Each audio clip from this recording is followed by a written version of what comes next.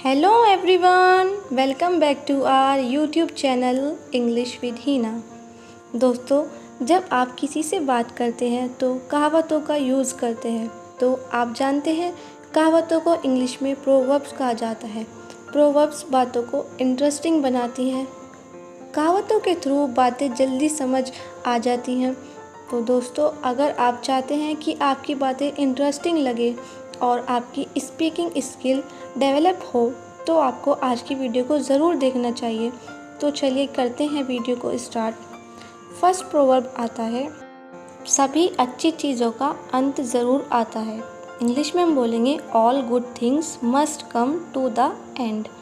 All good things must come to the end, यानी कि सभी अच्छी चीज़ों का अंत ज़रूर आता है। कुछ भी परमानेंट नहीं है, नथिंग इज़ परमानेंट। सभी अच्छी चीज़ों का अंत ज़रूर आता है। ओके, नेक्स्ट आता है, तंदुरुस्ती हज़ार नियामत है। इंग्लिश में हम बोलेंगे हेल्थ इज़ वेल्थ। ये भी आपने कहावत सुनी होगी कि हेल्थ इज़ वेल्थ। जब हमारी हेल्थ होगी तभी तो हमारे पास वेल्थ आएगी। तो इसीलिए हमें अपनी हेल्थ का ध्यान रखना चाहिए और इस कहावत का यूज़ हम अपनी डेली लाइफ में करते हैं। Health is real wealth. Okay, next आता है, एक और एक 11 होते हैं। इंग्लिश में हम बोलेंगे यूनियन इज़ स्ट्रेंथ, यानी कि एकता में बल है। Union is strength. Okay, next आता है, वर्तमान जैसा कोई समय नहीं होता है। वर्तमान जैसा कोई समय नहीं होता है। इंग्लिश में हम बोलेंगे there is no time like present, यानी कि वर्तमान जैसा समय कोई नहीं होता है। जो भी करना है अभी कर लीजिए, क्योंकि आने वाले कल का कुछ पता नहीं होता है। इसीलिए हम बोलेंगे there is no time like present. Okay, next आता है, उधार दीजिए दुश्मन कीजिए।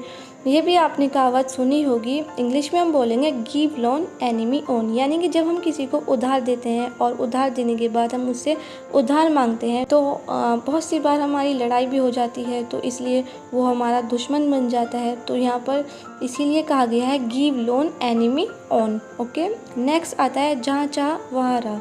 इंग्लिश में हम बोलेंगे where there is a will there is a way, यानी कि जहाँ पर हमें कोई काम करने की चाहत होती है तो उसको काम को पूरा करने के लिए हमें राह भी दिखाई दे जाती है। इसीलिए यहाँ पर बोला गया है जहाँ चाह वहाँ राह।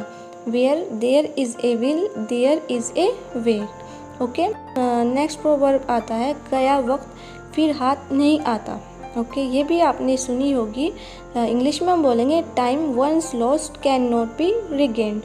Time once lost can not be regained, यानी कि अगर एक बार वक्त चला गया फिर हाथ नहीं आता, फिर पछताने से क्या फ़ायदा। इसीलिए जो करना है अभी कर लीजिए, गया वक्त फिर हाथ नहीं आता।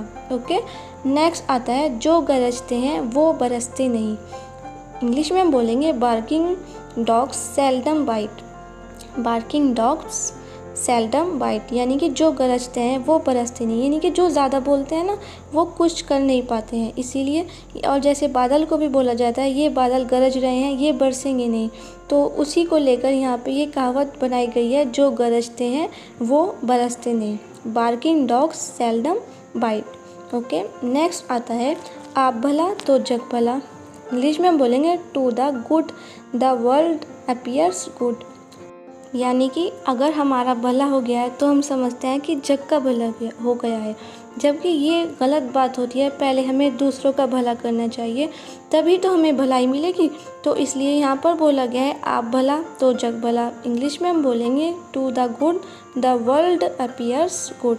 ओके, नेक्स्ट प्रोवर्ब की तरफ चलते हैं, ज़्यादा मिलने से इज्जत कम होती है।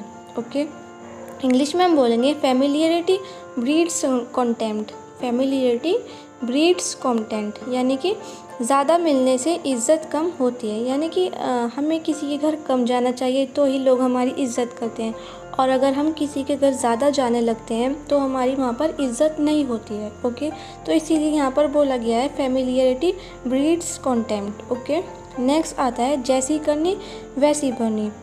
इंग्लिश में हम बोलेंगे as you sow so shall you reap. इसका मतलब होता है कि जैसा हम बोएंगे वैसा ही हम काटेंगे। तो इसलिए हमें सबके साथ अच्छा बिहेव करना चाहिए, तो हमारे साथ अच्छा ही होगा। Okay, as you sow so shall you reap. Okay, next आता है, नीम हकीम खतरा ए जान।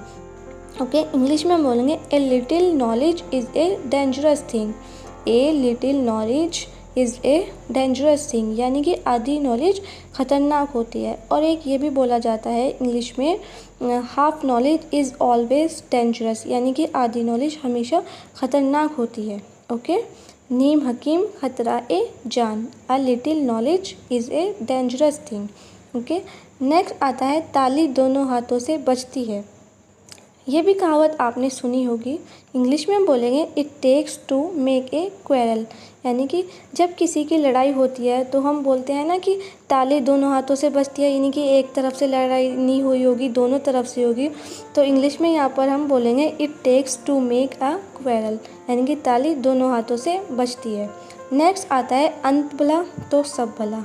इंग्लिश में हम बोलेंगे all's well that ends well, all's well that ends well, यानी कि अंत भला तो सब भला। अगर अंत में अच्छा हो गया है तो मानो सभी अच्छा हो गया है। ओके, तो यहाँ पर बोला गया है all's well that ends well. Next आता है मित्र वही जो मुसीबत में काम आए। इंग्लिश में हम बोलेंगे a friend in need is a friend indeed, a friend in need is a friend indeed, यानी कि मित्र वही है जो मुसीबत में काम आए, और जो हमारी मुसीबत में काम नहीं आया वो हमारा मित्र नहीं हुआ। ओके, तो इसलिए मित्र वही जो मुसीबत में काम आए। तो दोस्तों देखा ये कितने इंटरेस्टिंग प्रोवर्ब्स थे।